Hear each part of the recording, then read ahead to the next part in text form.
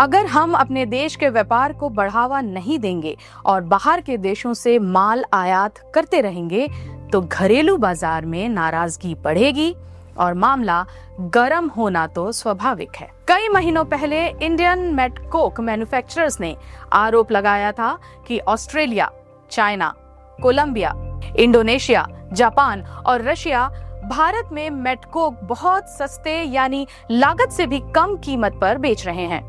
इससे घरेलू निर्माता नुकसान में जा रहे हैं और कई कोकरिया कोक ओवन प्लांट्स बंद होने की कगार पर पहुंच गई है। इसके बाद Indian met coke manufacturers association ने डीजीटीआर से जांच करने के लिए याचिका दायर की।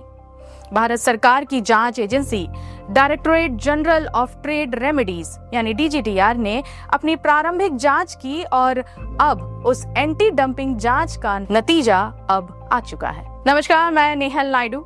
आइए इस पूरे मामले को विस्तार से समझते हैं। सबसे पहले समझते हैं कि लो ऐश मेटलर्जिकल कोक को होता क्या है।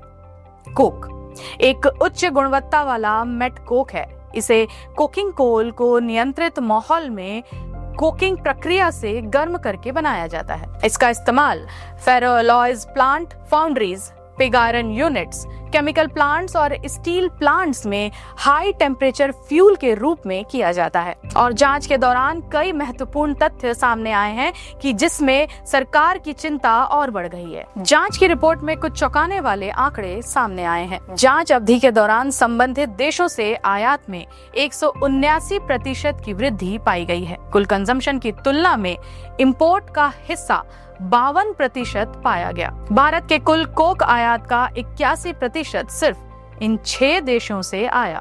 घरेलू मांग 40% बढ़े, लेकिन इंपोर्ट उससे कहीं ज्यादा बढ़ा। कीमतों में भी इसका सीधा असर दिखाई दिया। जब सस्ता कोक बड़ी मात्रा में बाहर से आता है तो भारतीय कंपनियां कीमतें बढ़ा नहीं पाती और लागत भी नहीं निकलती। नतीजन मार्जिन गिरे, इन्वेंट्री बढ़ी और कई कंपनियां घाटे में चली गईं। यानी तस्वीर साफ है, डंपिंग से घरेलू उद्योग पर दबाव लगातार बढ़ता आ रहा है। डीजीटीआर की शुरुआती रिपोर्ट में साफ कहा गया है, इंजरी हुई है और वह गंभीर है। इंजरी का मुख्य कारण डंपिंग है, इसलिए अस्थायी एंटी डंपिंग शुल्क लगाना जरूरी है। डीजीटीआर ने जिन ड्यूटी की सिफारिश की है वे डंपिंग मार्जिन या इंजरी मार्जिन, इनमें से जो कम हो उसी के आधार पर निर्धारित होगी। अब डंपिंग मार्जिन और इंजरी मार्जिन क्या है? डंपिंग मार्जिन यानी विदेशी कंपनियां हमें कितना सस्ता माल बेच रही हैं, और इंजरी मार्जिन भारतीय कंपनियों को बचाने के लिए न्यूनतम जरूरी ड्यूटी कितनी लगनी चाहिए। डीजीटीआर ने $60 प्रति टन से लेकर $130 प्रति टन की एंटी डंपिंग ड्यूटी की सिफारिश की है। ये ड्यूटी केंद्र सरकार द्वारा अधिसूचना जारी करने के बाद लागू होगी, जिसमें China, Colombia, Russia, Indonesia, Australia और जापान है। अब आगे क्या? डीजीटीआर ने सभी पक्षों से 15 दिनों में टिप्पणियां मांगी हैं।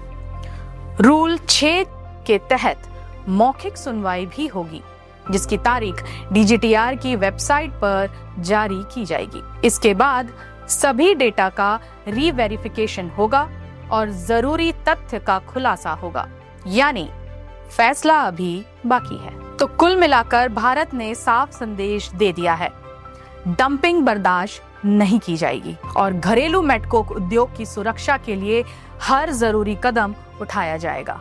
लेकिन बड़ा सवाल यह है, क्या एंटी डंपिंग ड्यूटी से घरेलू मेट कोक उद्योग को राहत मिलेगी या स्टील जैसे डाउनस्ट्रीम उद्योग को लागत का दबाव झेलना पड़ेगा? अपनी राय हमें कमेंट सेक्शन में जरूर बताएं और बिगमिनट को लाइक, शेयर और सब्सक्राइब करना ना भूलें।